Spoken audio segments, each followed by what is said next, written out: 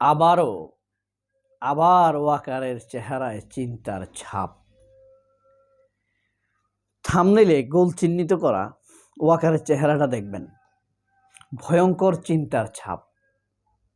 এখানে আবার তারেক রহমান এবং ছুপ্পুর মাঝখানে ওয়াকারের যেভাবে দেখা গিয়েছে, সেই চেহারাটা দেখেই বোঝা যাচ্ছে এই সমগ্র গেমের মাস্টার মাইন্ড এই ওয়াকার। সব গেমের মাস্টার মাইন্ড ওয়াকারুজ্জামান। কি উজ্জ্বল প্রজ্জ্বল আলোকিত চেহারা, খেয়াল করেছেন? ঠিক সালাউদ্দিন আহমেদের পাশে যে ছবিটা দেখা যাচ্ছে,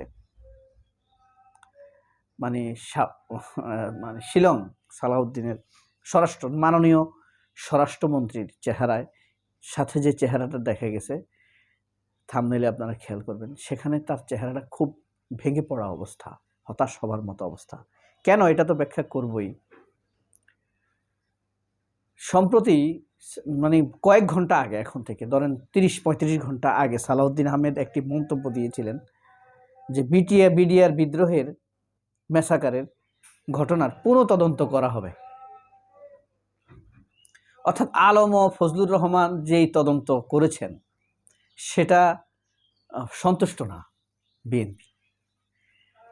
এটা নিয়ে কিন্তু সামাজিক যোগাযোগ মাধ্যমে ব্যাপক ঝড় উঠছে যে এর চাইতে ভালো তদন্ত আর কে করতে পারে। বাংলাদেশে এমন কোনো সেনাপ্রধানও নাই, সত্যিকার অর্থে এখন আপাতত এমন কোনো সেনাপ্রধানও নাই যে নাকি আলম ও ফজলুর রহমানের চাইতেও বেশি বিশ্বস্ত, মানে সাবেক সেনাপ্রধানও নাই। আপনি মাহবুব বলেন, জেনারেল মাহবুব, মইনিও বলেন, বাটপার সাটফার না এরা। আজিজ, আব্দুল মুবিন, যে শেখ খালেদা জিয়াকে তার বাড়ি থেকে বের করে দিয়েছে, মুবিন কি ভালো লোক? অসভ্য। শফি কি ভালো? দুর্নীতিগ্রস্ত লোক। আজিজের কথা আর কি বলবো, খুনিদের, তার পরিবারের সবাই খুনি। আর ওয়াকার তো খুনেটে পরিবার আত্মীয়, খুনি শেখ হাসিনার নিয়োজিত। যাই হোক, কে করবে এর চাইতে ভালো তদন্ত?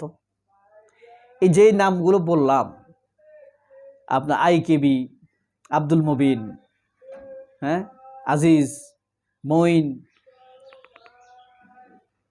হ্যাঁ, শফি, ওয়াকার, এরা সব তো বালঠেকরা। ভারতের একজন বড় ধর্ম প্রচারক ছিল বালঠেকরে, তো এরা সব বালঠেকরা। এরা পারবে ভালো তদন্তকে ঠেকিয়ে দিতে, থামিয়ে দিতে।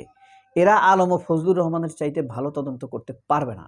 তার আরেকটি সিমটম হলো, আলম ও ফজলুর রহমান যখন বিডিআর ম্যাসাকারের তদন্তে নামেন, তাকে কমিশন চিফ করা হয়, তখন তিনি নানানভাবে বাধার সম্মুখীন হয়েছিলেন। তার আগে এই তদন্তকে লক্ষ্য করে নানান রকম বক্তব্য দিয়েছেন। বিডিআর বিদ্রোহ বিডিআর সদস্যরাই ঘটিয়েছে, full stop, loud and clear. এগুলো কে বলছে? কে আলম ফজলুর রহমানকে বাধা দিছে? আপনারা জানেন না? তাহলে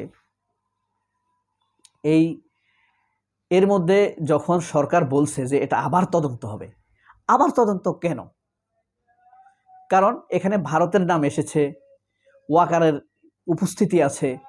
অপরাধী কিনা আমি জানি না, তবে ওয়াকারের নাম এখানে আছে।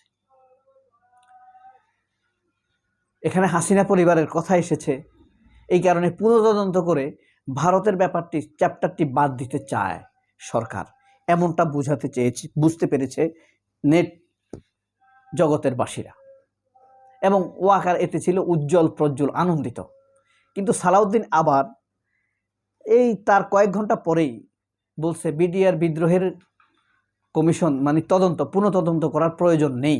তিনি যতটুকু পড়েছেন তাতে বোঝা যাচ্ছে এটি একটি সম্পূর্ণ ভালো রিপোর্ট, তদন্ত রিপোর্ট, সুতরাং পুনঃতদন্তের দরকার হবে না। তবে আরও বাকিটা পুরাটা পড়ে তিনি জানাবেন পুনঃতদন্ত আসলে হবে কি না। এই ঘোষণা যখন দিচ্ছিলেন, পাশের ওই ছবিটাই, হতাশ ছবিটাই ওয়াকারের। কাকে জাতির সামনে অপমানিত করতে হবে, কাকে সম্মানিত করতে হবে, এসব বিষয়ে ছুপ্পু এবং ওয়াকারের কাছ থেকে মতামত আসে। ছুপ্পু, ওই যে পিনাকি ভট্টাচার্য বলেছে না, ছুপ্পু কিন্তু মুজিববাদী লোক, এরা প্রশিক্ষিত হিংস্র, পারিবারিক একদম প্রশিক্ষিত হিংস্র। মুজিববাদী যত লোক দেখবেন তারা অসভ্য হিংস্র, তাদের ভাষা দেখবেন আপনি ফজলুর ভাষা দেখেন, কিশোরগঞ্জের, যে নাকি 24-এর আন্দোলনের লোকদেরকে রাজাকার বলেছে, ফজলুর ভাষা শুনবেন আপনি, কাদের সিদ্দিকীর ভাষা শুনবেন আপনি, এদের ভাষা সবসময় হিংস্র হবে। সাদ্দাম ছাত্রলীগের সভাপতি ছিল না, সন্ত্রাসী ছাত্র, হেলমেট বাহিনীর সাদ্দাম, তার বাপ ছিল মুজিববাদী, সাদ্দামের কথা শুনবেন, হিংস্র। এই যে ওয়াকারের চেহারা আবার খারাপ হলো, আবার কখন ভালো হবে জানেন? ওয়াকার কিন্তু দেখবেন রিফাত আহমেদকে একটি অপমানের করতে পারে, ডিজিএফআই দিয়ে হোক, গুপ্ত কোনো সংগঠন দিয়ে হোক, রিফাত আহমেদকেও অপমান করতে পারে। তারপরে আন্তর্জাতিক অপরাধ ট্রাইব্যুনালের বিচারপতি, তাকেও একটা অপমান করতে পারে। আমি সবচাইতে শঙ্কায় আছি তাজুল ইসলামের নিরাপত্তা নিয়ে। হাদিকে মেরে ফেলেছে কারা, এটা মানুষের কাছে অনুমেয়। মানুষের প্রেডিকশন সবসময় সঠিক হয়, আমি সবসময় এটা খেয়াল করেছি। একদম 99% ক্ষেত্রে, মানে গণ প্রেডিকশন, যেটা পাবলিক প্রেডিকশন, আপনার আর্টিফিশিয়াল, প্রথম আলোর মতো আর্টিফিশিয়াল প্রেডিকশন না, একদম পাবলিক প্রেডিকশন যদি আপনি রিলেট করতে পারেন, আপনি দেখবেন যে তাদের প্রেডিকশনটা সঠিক হয়। তো ওয়াকার চেহারা যে আবার খারাপ হয়ে গেল, এটার পেছনে কি? তবে সর্বশেষ গত রাতে তার ভালো ঘুম হয়েছে, হাসান এইচ মনসুরকে মানে মব সৃষ্টির মাধ্যমে বিতাড়িত করতে পেরেছেন। দেখেন, এই ওয়াকারেরা প্রথম আলো সৃষ্টির জন্য, রক্ষা করার জন্য ঠিকই সেখানে দল বেঁধে সামরিক পোশাক পরা লোকদেরকে পাঠায়।